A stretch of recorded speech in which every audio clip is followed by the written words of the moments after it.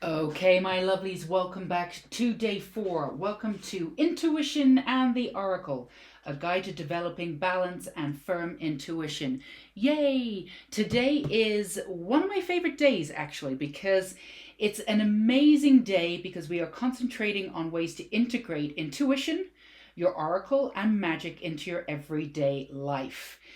I always say make magic a habit. Absolutely 100% make magic a habit. People often go ahead and rely on magic when things are going really badly in their life or they're feeling a little bit down and they feel like they need a little extra support. I say have magic intuition completely integrated into your life at all times so you can use it as a little pick me up or something that can just sort of help you through something rather than something to be relied upon. It should be very much in your own life all the time, living a magical life. So we're going to give you some tips today on how to do that, specifically with a little bit of magic, a little bit of oracle. So the first thing that we're going to do is an obvious one. But you know what? I always say to myself, don't say the obvious because everybody already knows. But I'm going to say it anyway because there's no harm, is pick a card every day for yourself. Now, there's ways to do this. You can put it on your altar. And you can ask for a message from your guides. We already mentioned that in day 3. But you can also ask for what themes will come up for your day too.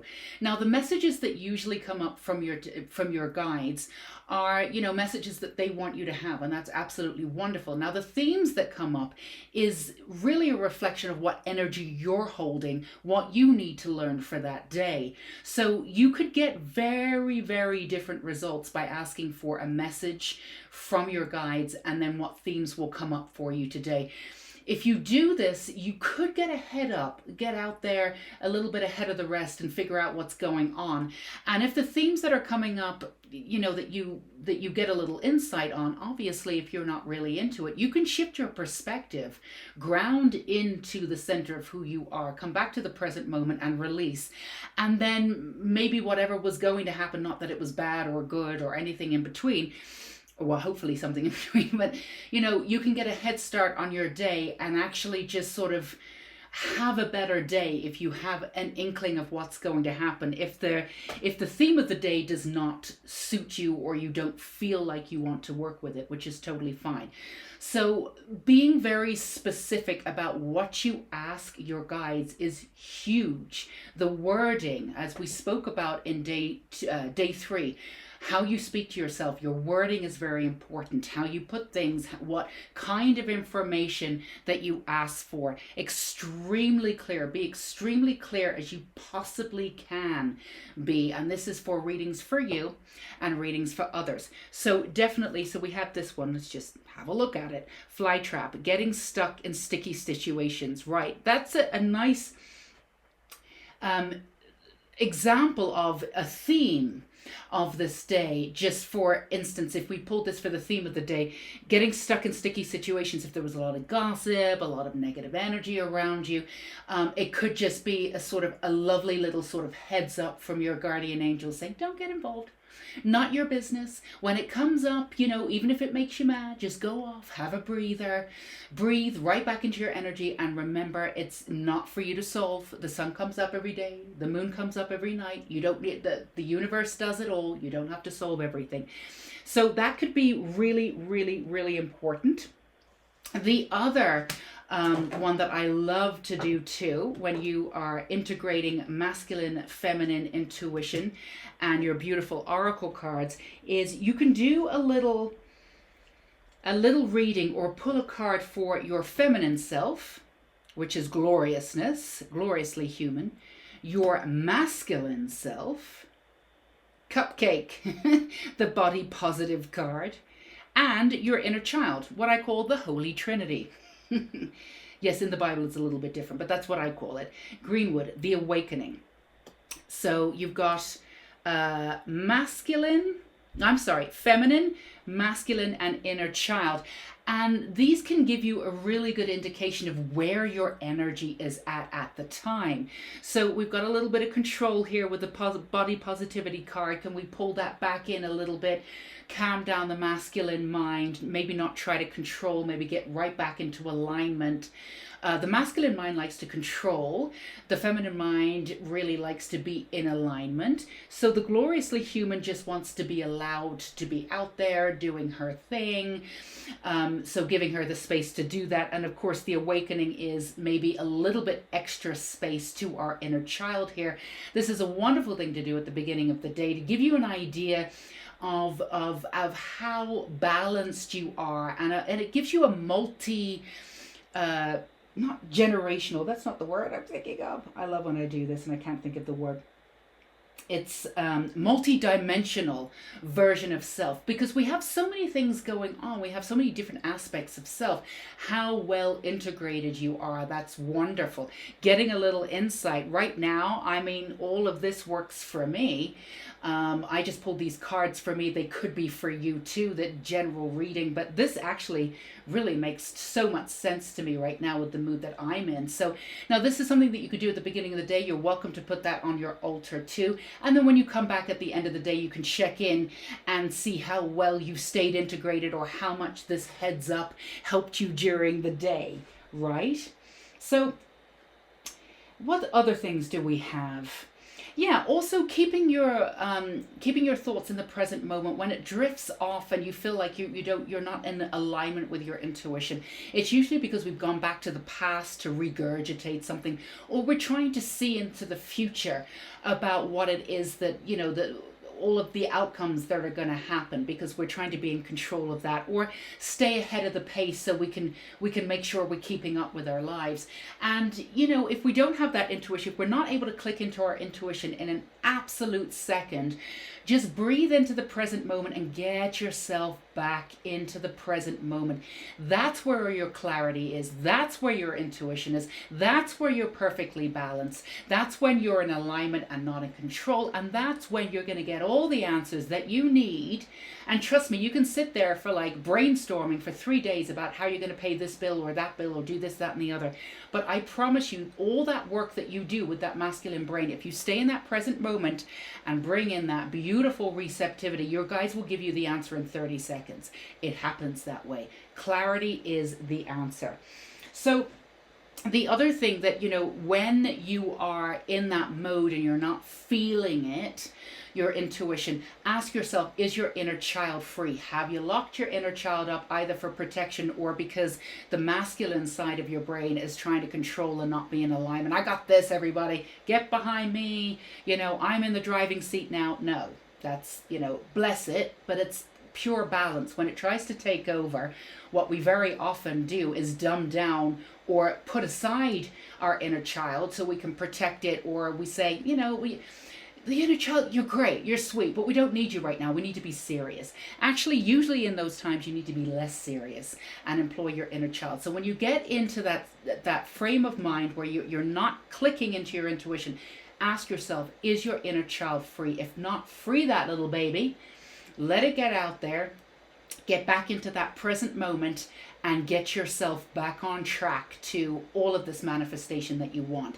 So this day is not just about being clear and free and having great oracle readings. It's about, again, making magic a habit, bringing magic back, but also all of these principles can be applied to any kind of manifestation, any kind of abundance work that you want.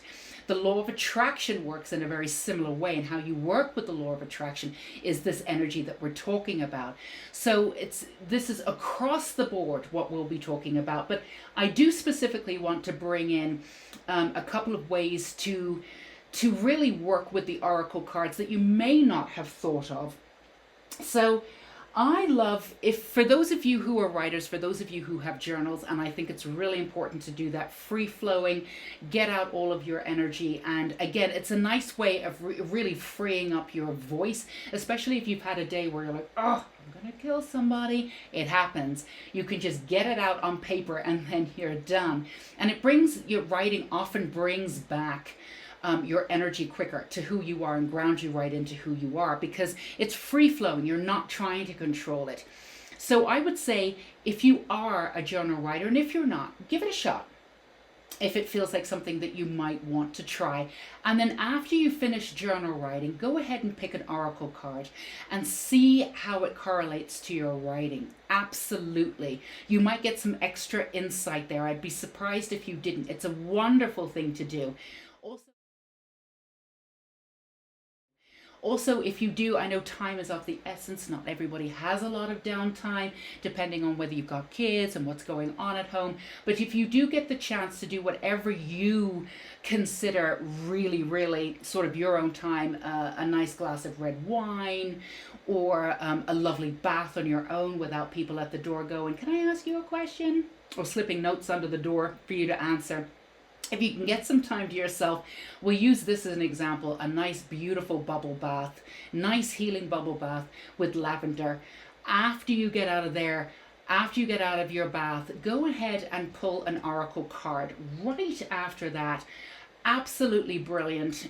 Your insight, because you'll be clear and free, your insight, you might get absolute incredible clear insights right after that.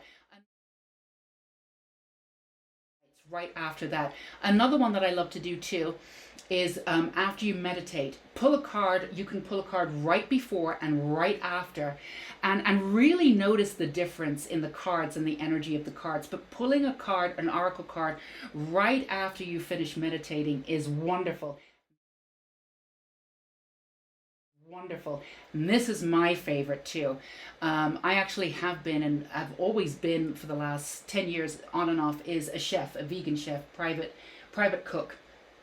So I love baking. I love cooking. Pulling a card, getting yourself right into that energy, pulling a card before or after you bake, especially after too, because your mind is so relaxed. You're working with alchemy, especially baking. It's an alchemicide. Well, can't say that word. That's not happening. It's an alchemy based interaction with you and the food. It's absolutely gorgeous. And after you've done this, it clicks into your brain. There's a balance that happens when you bake. And right after baking, pull yourself a card. I promise you, you won't be disappointed. Your mind will be so clear that it'll be really interesting to see what comes up there. Always use Oracle to help you manifest and figure out what you truly want. That's one of my favorite things too. With manifesting, a lot of people don't get what they want because they're not truly asking for what they want. What they're asking for is what they think they deserve or what they think they can get.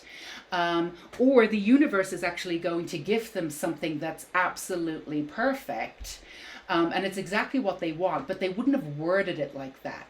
So I always say, using Oracle to ask the universe, what is it specifically that I want? The more clarity you have around what it is that you want, and the more you put your energy towards that very clear thinking, this is what I want, and then leave it up to them. Again, the receptivity of the divine feminine comes in. The more you do that, the quicker it will happen if you stay in that state of alignment. But if you're not asking for what you truly want, or you don't believe that you want it, or you don't believe that you can get it, and normally if you've asked for something, deep down you know that you deserve it. Deep down you absolutely know that you deserve it, because these whims don't come out of anywhere. You're aligned with your path and what it is that you're supposed to achieve, and you will achieve in this lifetime.